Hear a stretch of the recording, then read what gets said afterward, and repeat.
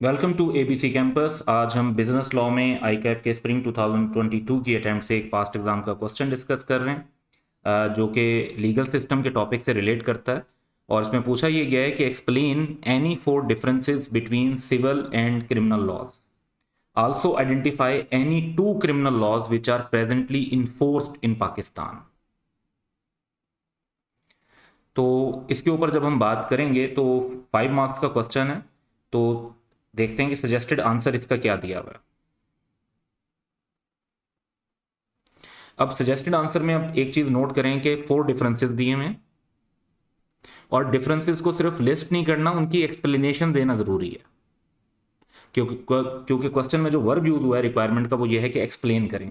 इसलिए आप नोटिस कर रहे हैं कि सिविल लॉ और क्रिमिनल लॉ को टेबुलर फॉर्म में एक्सप्लेन किया हुआ है।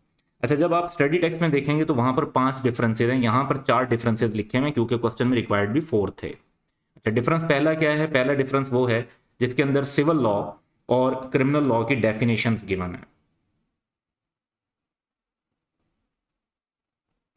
दूसरा डिफरेंस है जिसके अंदर पर्पस बताया हुआ है कि सिविल लॉ का पर्पस ये होता है कि इंजर्ड पार्टी को कंपनसेशन देनी है, क्रिमिनल लॉ का पर्पस ये होता है कि पनिशमेंट के थ्रेट से सोसाइटी को रेगुलेट करना है।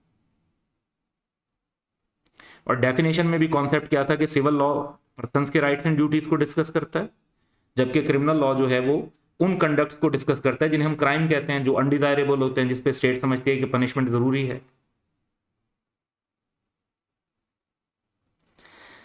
और तीसरा है कि द पर्सन हुज राइट्स, जो प्राइवेट इंडिविजुअल्स हैं, have been affected can claim a remedy from the wrong doer.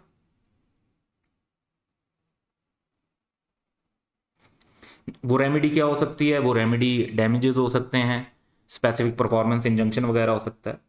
Criminal law क्या है कि legal action may be brought by the state against individual who are accused of being in breach of criminal law. इसमें case जो है वो state की तरफ से होता है, और रिस्पॉन्सिबिलिटी होती है स्टेट की कि वो लीगल एक्शन करे क्रिमिनल ट्रायल्स के अंदर। तो ये रेमेडी का प्रोसेस है कि इसमें जो रेमेडी होती है वो ये होती है कि जिसने क्राइम किया होता है उसको पनिशमेंट दी जाती है। फिर है हार्म कास्ट, क्योंकि सिविल लॉ में नुकसान होता है तो उसके लिए क्लेम होता है, जबकि क्रिमिनल लॉ में हार्म काज हो या ना हो उसमें पनिशमेंट हो सकती है। जैसे कत्ल करने की भी सजा है और इकदाम कत्ल की भी सजा है, जिसे हम अटेम्प्ट टू मर्डर कहते हैं, उसकी भी जो है वो पनिशमेंट होती है। तो दूसरे को नुकसान पहुंचा या नहीं पहुंचा, अगर क्राइम किया है तो उसकी सजा होगी।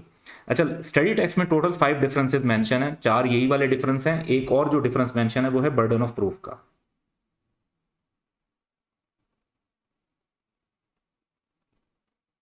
और उसमें कॉन्सेप्ट ये है कि सिविल लॉ के अंदर बर्डन ऑफ प्रूफ जो होता है वो बैलेंस ऑफ प्रोबेबिलिटीज की बेस पर होता है, जबकि क्रिमिनल लॉ में जो बर्डन ऑफ प्रूफ है वो बियॉन्ड रीजनेबल डाउट होता है, बियॉन्ड ऑल रीजनेबल डाउट। तो उस बेसिस पर होता है। तो इस क्वेश्चन में 4 तो डिफरेंसेस बताने थे, तो लेट्स से कि 4 मार्क्स तो इसी के हो गए। दो ऐसे क्रिमिनल लॉ बताने थे जो अभी करंटली पाकिस्तान में इन्फोर्स हो रहे हो, तो उसमें पाकिस्तान पीनल कोड भी है, एंटी मनी लॉन्ड्रिंग एक्ट भी है, एंटी टेररिज्म एक्ट भी है। इसके अलावा हमारे सिलेबस में prevention of electronic crimes act है, वो भी मौजूद है उसके अंदर। तो बहुत सारे ऐसे लॉज हैं जो क्राइम को डील करते हैं और वो पाकिस्तान में इन्फोर्स हो रहे हैं। जो हमारे सिलेबस में मेंशन है उसमें स्टडी टेक्स्ट में भी 3 मेंशन है, तो यहाँ पर सिर्फ 2 मेंशन करने की जरूरत थी, तो 1 मार्क इनका होगा। तो ये सिंपली अगर आप नोटिस करें तो लीगल सिस्टम जो है वो एक छोटा सा चैप्टर है, और सिंपली अगर आप स्टडी टेक्स्ट से इस चैप्टर को प्रॉपरली प्रिपेयर कर लेते हैं अंडरस्टैंडिंग के साथ, तो आप 5 से 7 नंबर जो हर क्वेश्चन पेपर में से पूछे जाते हैं उनको हासिल कर सकते हैं। So that's all for today, have a good day.